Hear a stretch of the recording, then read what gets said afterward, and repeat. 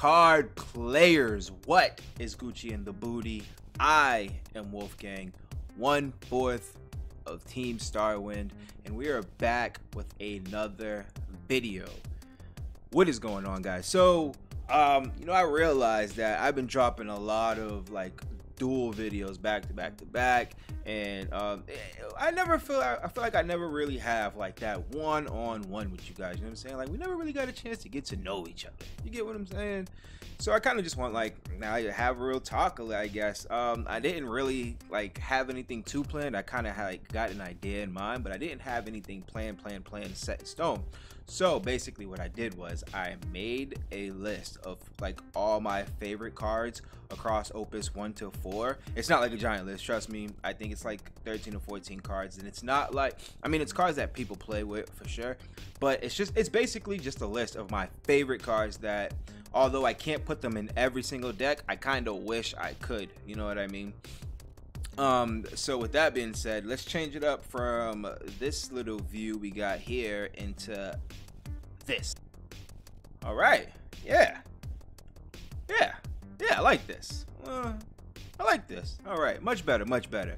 So let me pull up my little list here, and this is in no order. This is a focus on me. All right, so this is in no order, and it's not saying any card is better than the other and so on and so forth. I'm not showing you guys some secret tech or anything like that. At least I don't think so. But if I do enlighten somebody on something that you didn't think of, then great, that'd be awesome. But yeah, so with that being said, like I said, I don't have anything written down aside from the couple cards that I did want to talk about. So everything is just going to be flowing off the top. And with that being said, let's start off with the first card I wrote down on this list, and that is Cleo. Cleo is such a sick card in my opinion. I wish I could throw that card in every deck. And like, it's crazy because people don't, let's say people only run like the minimum summons people run is 0, but like people don't really run like 14, 16, 18 summons or whatever, right? Nothing crazy numbers like that. Maybe like 6 summons, 8 summons. Some people get wild, they run 12 summons. So you kind of think that this card has like a limited amount of use, but when it actually comes down to in a duel, like, even though let's say I'm facing somebody with only 6 summons, right? Even though they only have 6 summons in their deck, if that card is just sitting there to the side, and most of the times when you're playing Cleo, at least I haven't yet personally. There might be some brave people out there, but most of the time when you're playing Cleo, you're not playing summons, right? So I don't play summons, so I have Cleo on the field. It's not hurting me whatsoever at all. I have it has no effect, and if it doesn't have any effect on you, then whatever, like, cool story, bro. But when it comes time to you do want to use that 1 out of 6 summons that you have, or 1 out of 7, whatever the amount of summons you have, it's gonna get negated, and I'm gonna draw a card. So you basically have to bait its use. You have to draw that use out. So you have to spend resources to get rid of it so you can get to the summon that you want to play. And on top of all that, the fact that on top of you having to waste your resources in order to play this card, I get to draw a card. I'm winning no matter what. I'm getting something out of nothing for you doing something. You get what I'm saying? Like, I love this card. In my opinion, this is the best card the best water card that has come out of Opus 4. Fight me for it. Go ahead. Just don't at me. Leave it down in the comments below. Tell me how you feel. Tell me. Let me know. We can talk about it, because listen, Cleo is the best Opus 4 water card. Yes, Cleo is the best water card to come out of Opus 4. Period. That's how I feel. So let's go on to the next one, and the next one is Balai. Balai is so sick. Balai is the main reason why I wanted to run fire, because when I first got into the game, I was running a 3-color deck, which is crazy. But really, when I first got into the game, like once I started playing more and learning how to play the game, I stuck to Earth Water. Earth Water was my colors, my main colors, right? I just play Earth Water, But Negative, he played Fire, Mono Fire, or any kind of variation of Fire, and whenever he would use Balai, I'd be low-key hating, dude. Real talk, low-key hating, because that card has so much plus that you get, and it's, what is a common or a rare or something like that. You get so much out of that one little card, It's ridiculous. It's a 2-drop, so you either need to tap 2 or you just need to discard 1 from hand. So let's say you discard 1 from hand, right? Discard 1 from hand, you draw a card immediately. So the card was almost free. I mean, it's almost free. You automatically replace what you discarded for it in your hand, and if you got enough backups on the field you tap to, you're gonna draw a card to play it. So you replace the Balai that's being played. That right there is great. Okay, so but let's give it some more, because that's not enough. All right, it's a 2-drop. Okay, that's not enough. We need more. So we're gonna give you an extra 1,000 power. Yes, we're gonna buff my card up to be stronger than your card, or equal, if you know what I'm saying, if it comes down to that. So I'm for the cost of 2, I'm drawing a card and buffing my card by 1,000. What up? Nothing else, right? No, but wait, there's more. Not only that, we're gonna give it first strike. First strike. So if I beef myself up and we're the same, bang, I'm taking you out regardless, no matter what. Hold that. It is what it is. You know what I'm saying? Go home, cry to mama, because we don't care. Take that L, right? But wait, because that's not enough. For a 2-drop, we are buffing it up by 1,000. We're gonna draw to replace ourselves, and we're giving ourselves first strike. But that's not enough, okay? We need more out of this 2-drop, all right? We need more. And what are we getting with that more? We're gonna get haste, okay? So I'm, dude, yo, I can't take it. That card is too good. Okay, I can't say enough good things about Balai. Such a good card. I'm sorry, but it's just so much out of that one card. It's just ridiculous. I'm sure it's what, an Opus 1 or Opus 2 card. So I'm sure you guys know by now how good Balai is, but bruh, I just can't. It's just such a good card. Let me hold on. I gotta hydrate because that was intense. Hold on. Sorry, excuse me. All right. So let's move on to the next one. Opus 4 Onion Knight. Now, 100% truth be told, I have yet to use this card, right? I haven't used it yet, but it reads so entirely good. So I have my hopes for this card. Let me get it in camera. Are up here. They're up. Nah, they're up here. Okay, my hopes are out of view. Like I'm expecting this card to be astronomically good. So that's why it made the list. I think this card is just going to be great. Now, I'm not going to say it's mandatory in every deck. It might be mandatory in a Lightning Wind deck. I mean, why not? Or you can even probably tech it in a deck, in some kind of Lightning variation deck. You might be able to tech it in some kind, maybe Earth Wind, or no, I'm sorry, Earth Lightning. Yeah, Earth Lightning. You can probably tech it in an Earth Lightning deck or something like that, something along those lines, right? But the card reads so good. When you comes to the board, it deals damage.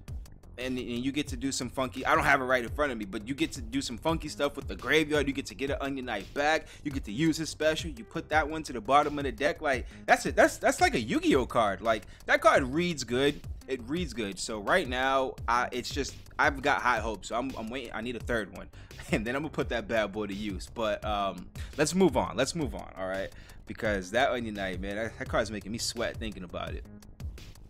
So next up, we got the Opus 4 Kefka, which is an 8-drop blow him up. He just comes to the board and blow you up. And there's 2 ways to do it. You could you contribute some variation of up to 3 monsters, or not up to 3 solid. You need 3 monsters and forward. So if you want to do 2 monsters, 1 forward, 2 forward, whatever, however you want to do it. When he hits the board, you blow somebody up. Now you can do fun tricks with this with Magic Pot. You can have the 2-drop Magic, or I'm sorry, yeah, you can have the 2-drop Kefka, the hero that came out of Opus 3. And you can have Magic Pot and just whoop whoop. And I think that'll be a good play for like a Go-Bez deck, right? You do your Go-Bez play, you bring out Kefka, you bring out whoever else you're gonna bring out, and then you Magic Pot the Kefka, bong, to bring out Big Daddy Kefka to blow up something on their side of the board and go ham with it. I just think that's a good play. But that Kefka all around is just a super dope card, one of my favorites, and I try to incorporate that Kefka in like all the Earth builds, or like my heavy monster builds, because I could just tribute. Yo, let me tell you, Lamb Fam, right? You guys know he's like my arch nemesis, right? This is what he did to me in a testing. It was testing, it wasn't tournament, so thankful for that. But this is when I saw the light for Kefka. He was playing me with an ice water deck, and he had 2 Cleons on the board and Setzer, right? He tributed the 2 Cleons and Setzer. So, and that one for Kefka, 2 Cleons and Setzer for Kefka, and that one play, he was able to draw 2 cards, destroy one of my forwards, and dull and freeze another one of my forwards. Like, bruh, how do you did all of that from that one, bruh? That was too much. Once he did that, I saw the light and I started trying to incorporate and do pretty cute little combos and stuff like that with that Kefka. It's too good. All right, so let's move on to Dada Lamalu. Yo, Dada Lamalu is a beast. Now I know I'm saying his name wrong, but look, I can't pronounce it right, so his name is either Dada Lamalu or Big Daddy. That's what it is. That's just how it's gonna be, right? But he's a beast. He's a he's a 4-drop, 8,000 power on perfect curve with a ridiculous effect that if he's targeted, he's dealing damage. If I get dealt damage, if he's targeted by an effect, he's dealing damage to somebody. If I get dealt damage, he's dealing damage to somebody. He is the ultimate petty card. He's just super petty and so good. He can trade with 4K, or you don't want to trade with a 4K. You don't want to do that. But like he can trade with 12K, right? Yeah, 12K, because he'll clash and then do 4,000 to somebody. Dude, he's just so good. It's such a good card, and he'll kind of just sit on the board and just annoy you. So I can't get enough of that card. I think that's a great card to come out of Opus 4. Phenomenal. But let's move on to the next card, which is Black Welch 3, which again, this is another card that I haven't actually used in a deck yet. I've kind of like FF Decks. Shout out to FF Decks. I've made like lists, but I haven't actually put the list to fruition just yet. But it still made it on this list because it's an ousted target. Not only is it an ousted target that it messes with the power, whereas what card am I trying to think of? Oh, Rigdia and Onion Knight, they have issues with Minwoo, right? So they have issues with Minwoo, whereas this card, he'll come down, he'll lower the power by 2,000, and then what's his face does his damage or whatever. So he's able to, you know what I'm saying, he's able to get around and finagle the wiggle. And not only that, he's also a 9 character, which means he works well with the Steiner and Zidane, and well, not really Steiner, more so Zidane. So you can tech a Zidane, tech 2 Zidanes if you want, depending on how you build your deck, or you can just make a lightning water deck with, you know, FF9 characteristics or characters, and just the synergy is there. It's a great card. He messes with power. Oh, not only that, he has a secondary effect. When he leaves the board, he'll make another forward lose, or any forward you want, lose 2,000 power. Dude, hold on, let me hydrate, because man,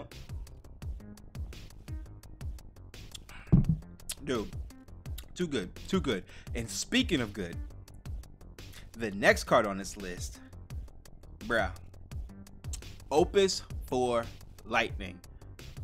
Dude, I swear to you, that card was sent from the Final Fantasy TCG heavens. Like, this card, in my opinion, this card is, it's odd to say. I don't want to say it's better than, but I'd prefer to use it over Amon. Because this is, truth be told, this lightning has limited uses. Like, you know what I mean? In order to do its dull ability, you have to have the card in your hand, and there's only so many lightnings. I mean, although they are coming out with that new lightning, so if you want to just, if you want to just stock load your deck with a bunch of lightnings and just go ham with it, go right ahead. But she is limited to how many lightnings you have in deck, and also how many lightnings you have in hand. Whereas Amon, he's limited to his being tapped, and you can finagle that with Astro or the New Hope. You can mess with Amon. But this lightning, she's just, every time she attacks, she dulls one. If you have the 13 character, but you normally build a deck to make sure you at least have one. I mean, there's 13 backups, there's 13 monsters, and there's 13 forwards. So you can make it so that you have a 13 character on the board at almost all times. So it's like, she is just so good, and her effect is you're able to use her effect on your opponent's turn. So if your opponent's about to do something wonky, you can just pitch a lightning and whoop whoop, flicker real quick, dull that card is just so, that's a Yu-Gi-Oh, that's another Yu-Gi-Oh card.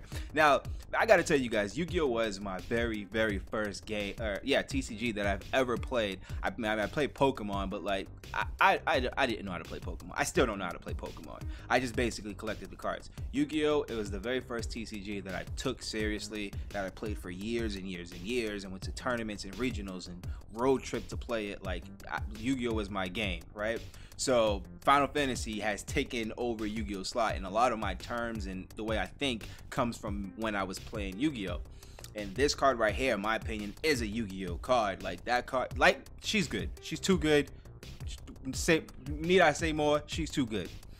We're about to move on to the Opus III VV Legend, which when that card first came out, our team bought I don't know, we bought a bunch of boxes, right? And we had like 5 VV at one point. We had like 3 foils and I think we had 6. I think we had 3 foils and 3 non-foils, and we just threw them in a binder because we did not like that card. We was just like, it's just, I mean, it relies on what my opponent has in their hand. Nah, he's this weak and blah blah blah. Like, we just wasn't feeling the card at the time. But bruh, now when we got our mind right, dude, such a good card.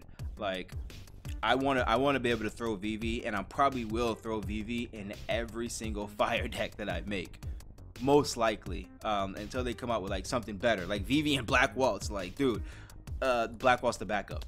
VV is such a good card. I mean, I know it really does suck when they have something on their field that you want to destroy, and you have VV in your hand, and they're like 1 card short in their hand from being able to play the VV to destroy the card. It's aggravating and it's annoying, I know, but everything needs that balance, and no card can be just super mega overpowered unless you're that Opus 4 Lightning.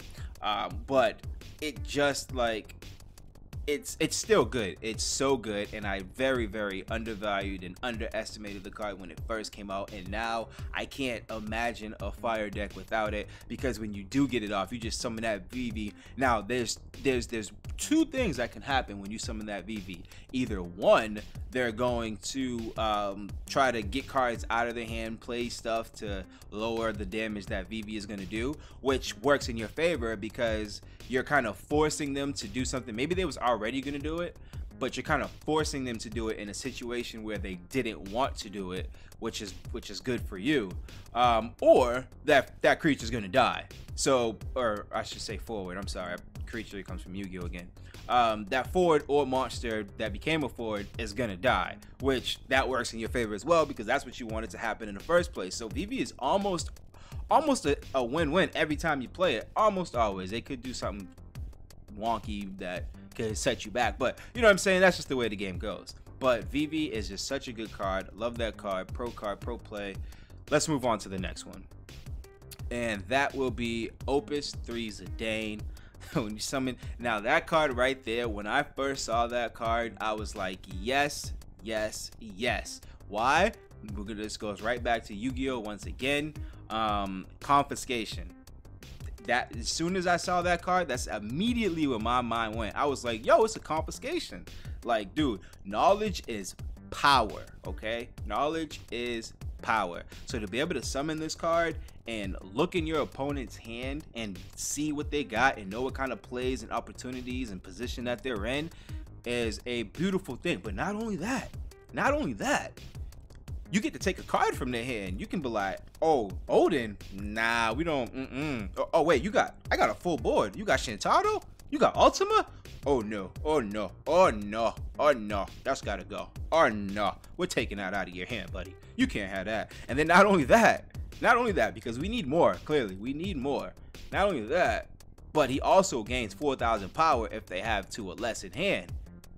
I can't, what more could I really ask for? Now next to that, there's like a little slash, because next to that Zidane is the light Zidane, which that Zidane is sensational. I mean, like, it if it's in a deck based around 9 or whatever, you can just either discard a card, play him, and draw a card. So he's got that whole Balai thing going with him. He's kind of played for free, like technically ish, kind of played for free.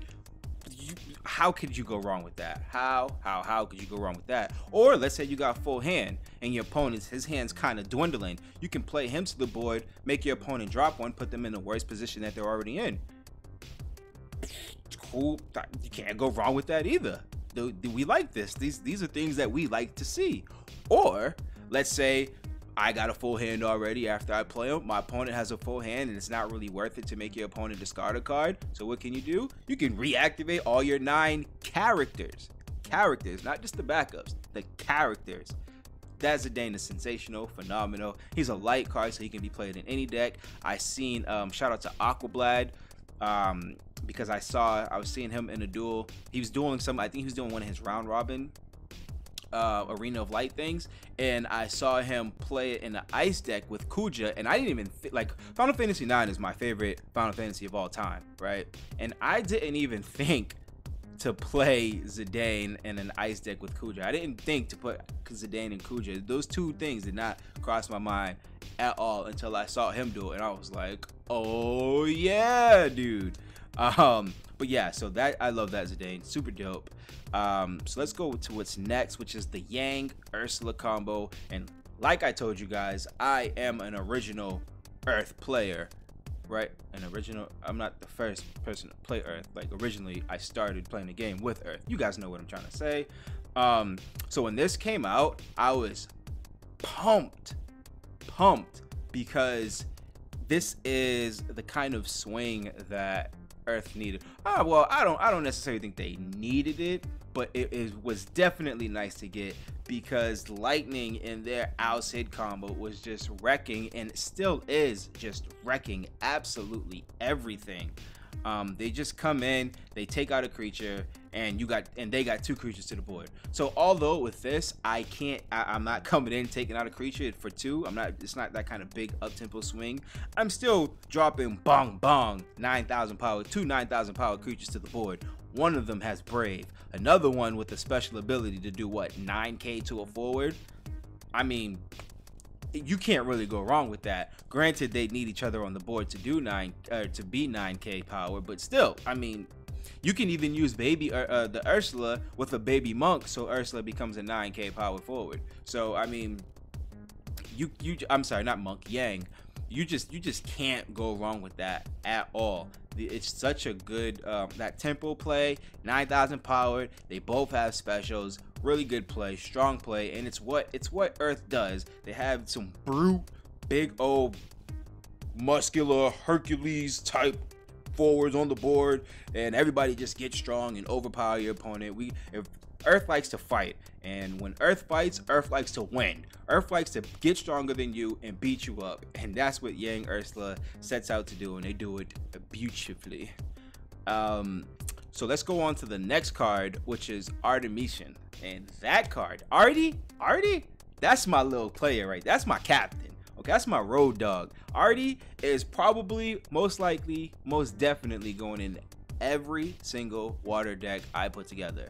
Any kind of water, splash, mono water, 1/3 water, 1/4 water, how many elements are there in the game? 1/6 water, whatever water, Artie is going in there. He's just so good. It's like that extra mulligan that you want, you know what I mean? Like, it's such a good card, especially where there's not a lot of, there's only one mulligan you can do, and then that's it. You're stuck like that. And so that Artie allows you to look at your hand, and you can pick and choose and be like, okay, I don't like that, I don't like that. Yeah, you can go 2, and you put it to the bottom and you draw however many you got. So he's just such a good card. I love him.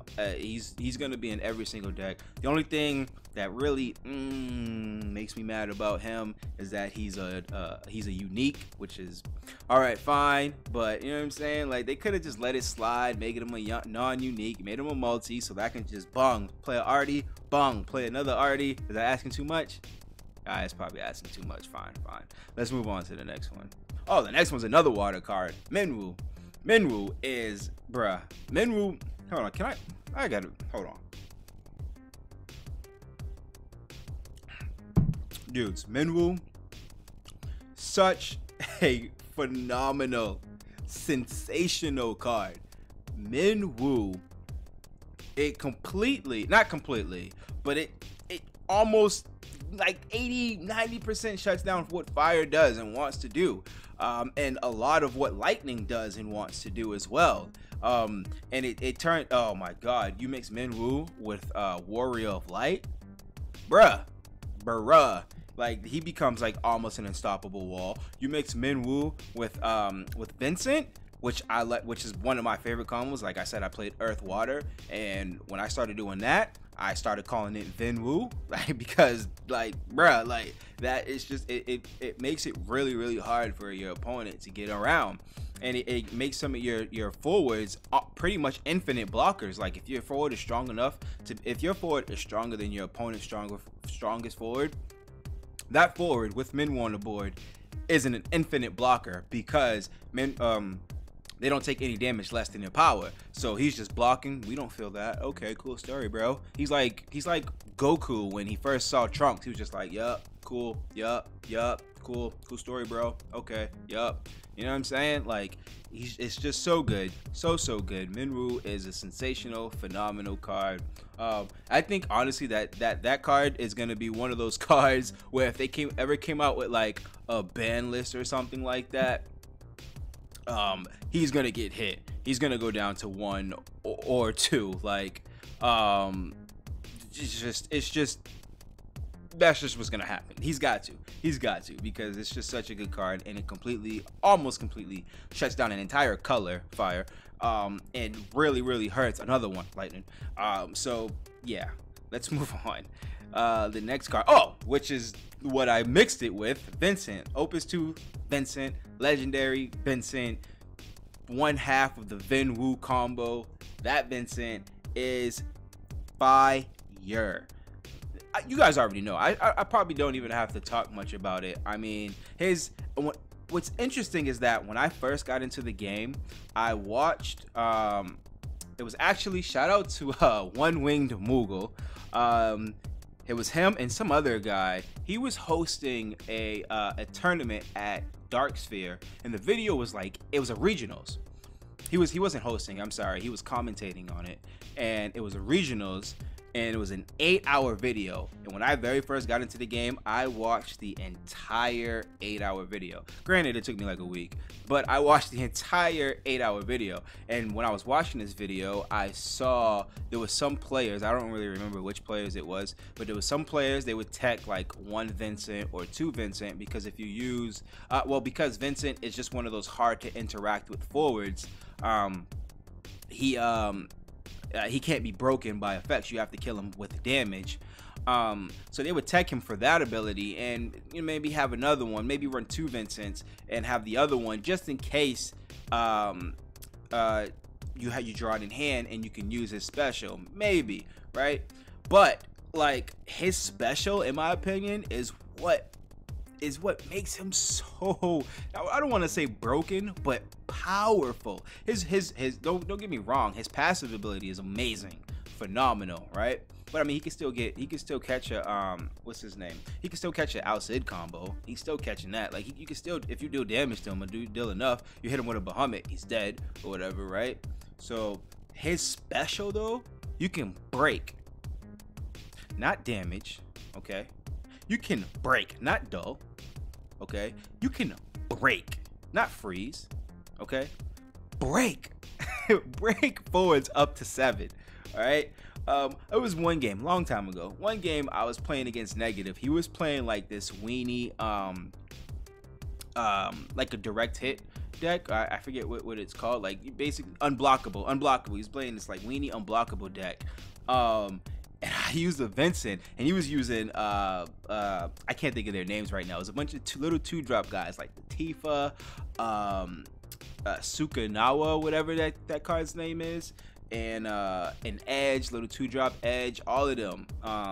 He was using those cards, and he tried to swing through, hit it with a Vincent, almost cleared his entire board. It was like 2-2-2-1 with the Kazukanawa was like a 1-drop. It was just ridiculous, like boom, just like that, and one easy go. Now granted, he does cost 5, technically 7, because you have to discard the Vincent, but still, like, it's worth it. It is so entirely worth it sometimes.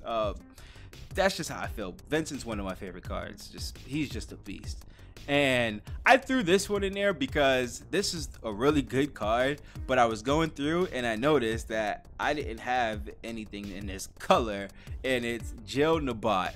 Now, to be fair, I'm not the hugest fan of ice. Like, I just really don't rock with ice like that. I just don't like what it does. I don't like its premise. It just, in my opinion, it doesn't do anything, or it doesn't do enough of what it's supposed to do.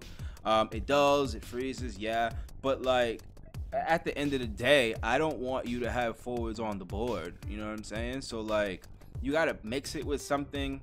Or I do. I mean, maybe I'm just a bad player and I don't play it right. Maybe I am a bad player. Call me a bad player. That's fine. You know what I'm saying? I can't. It doesn't fit my play style. Because I would have these games where I'm doing a bunch of dulling and I'm freezing and stuff and I'm getting through for points of damage. But while all that's happening, they have this board of like 6 or 7 forwards, dull forwards, and I'm dwindling down to like 2 and 1 forwards because they're bing, bing, bing, just knocking my guys out, and I'm just dulling theirs. I'm freezing theirs. You know what I'm saying? So I just wasn't liking it. Of course, you know, just cards you can put in. No, I'm about to say Zeramis. Zeteus. What is Zeteus? Is that what it's called? Something like that. And that new the 4-drop summon that gets rid of those prime numbers. I mean, I know there's stuff you can put in, but it's just not. Ice doesn't fit my playstyle. Jonah Bot though is super dope because she has EX. She's a 2-drop, has EX burst and a special, and she dulls and freezes 2 forwards. No, she just freezes 2 forwards, right? Yeah, she freezes 2 forwards. So I think that card is really good. She's probably gonna go in every, if I ever do build an ice deck, or when I do build ice decks, she's gonna go in every single ice deck that I build because she's just that good. She's a staple. She's a staple. She's gonna go in every single ice deck I build. Yeah. I mean, well, yeah. All right, dudes and dudettes, that's gonna do it for my video. The top picks list or something like that. That's gonna be the name of the video. The top picks list or something like that. That's gonna do it for my video. I hope you guys enjoyed it. I hope you guys liked my views and insight and kind of the inner workings of what goes on up in here when I'm doing my deck building and stuff like that. If you guys do enjoy the content, make sure you guys hit the like button, give me a thumbs up, leave comments too. I love comments. We love comments. I love reply to people and things like that. We love that stuff. Show us you care. Show us. We show you love. You guys show us some love, right? And oh, hit the little bell, like this little bell that notifies you guys when we drop videos, so you don't miss anything. Make sure you guys hit that bell, right? But in order to hit the bell, you also got to subscribe. So make sure you guys hit that subscribe button if you haven't already. And with that being said, we can call this video a wrap, and we'll catch you on the next one. Peace.